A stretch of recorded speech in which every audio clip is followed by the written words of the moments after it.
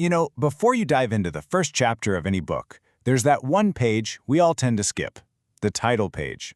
Well, today, we're going to stop and unpack one of the most detailed title pages out there, the one from the Book of Mormon. We're going to treat it like a mission statement and just see what this single page claims about where the book came from, what its purpose is, and who it's for.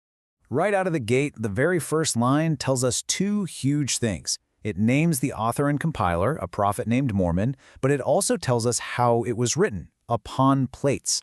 This immediately frames the whole book not as something modern, but as a record with ancient, really durable origins. So this page is way more than just a label. Think of it like the blurb on the back of a novel, or even a movie trailer.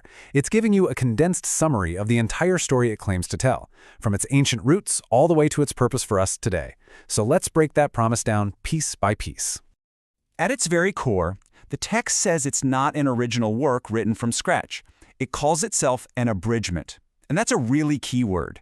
It's presenting itself as a shortened, condensed version of much older and probably much larger historical records. Okay, so if it's a condensed version of other records, the next question is obvious, right? Whose records are we talking about? Well, the title page is super specific here, and it actually names 3 distinct groups of people. Let's take a look at who they are according to the text itself. First up, it mentions the people of Nephi. Their story, which was apparently taken from a source called the Plates of Nephi, makes up a huge foundational part of this abridged record. Next, we're introduced to the Lamanites. And this is where it gets really interesting, because they're described in 2 ways. They're identified as a remnant of the house of Israel, but they're also specifically called out as a primary audience for the book. And then there's a third group, from an even earlier time period, the people of Jared. Their history, taken from a whole separate record called the Book of Ether, is also part of this big compilation. So here's the big takeaway from all that. The title page is framing the Book of Mormon not as one single simple story, but as this complex, multi-generational history spanning different civilizations, all edited and condensed down into one volume by this guy, Mormon. All right, so the text establishes itself as this ancient compiled record. But how did it supposedly survive thousands of years to get to us today?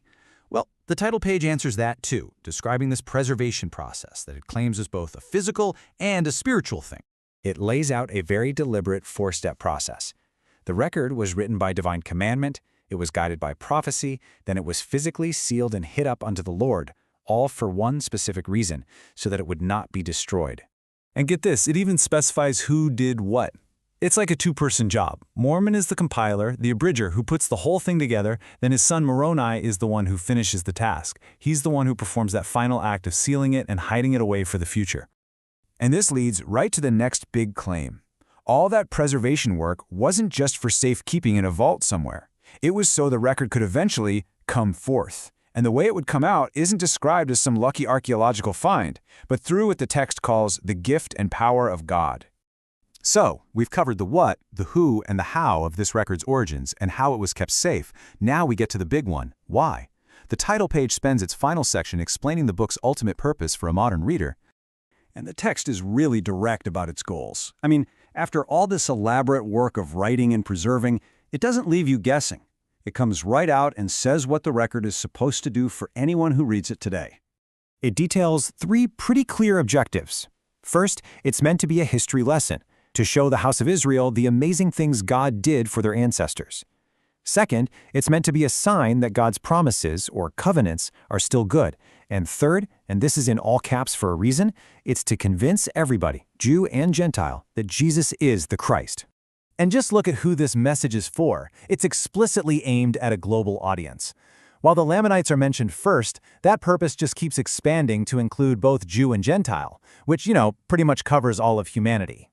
And finally, the title page wraps up with something pretty fascinating. A really candid statement about the whole process, about the relationship between the divine message and the human hands that wrote it down. I mean, it includes this remarkable disclaimer, right? It draws a super clear line in the sand. It basically says, hey, if there are faults in here, those are the mistakes of men. But it asks you not to condemn the things of God, the core message, because of any human shortcomings. And this dual nature, this partnership continues right down to the very last line on the page. It says, the interpretation comes by the gift of God, but it also clearly names the human who did the work, translated by Joseph Smith, June. So this is where the title page leaves us. It presents its central idea right up front, a record that it claims is a partnership between the divine and the human. It's asserting a perfect message that was delivered by potentially imperfect messengers. And by making that claim from the get-go, it really sets the terms for how it's asking to be read, leaving every reader to grapple with that foundational premise.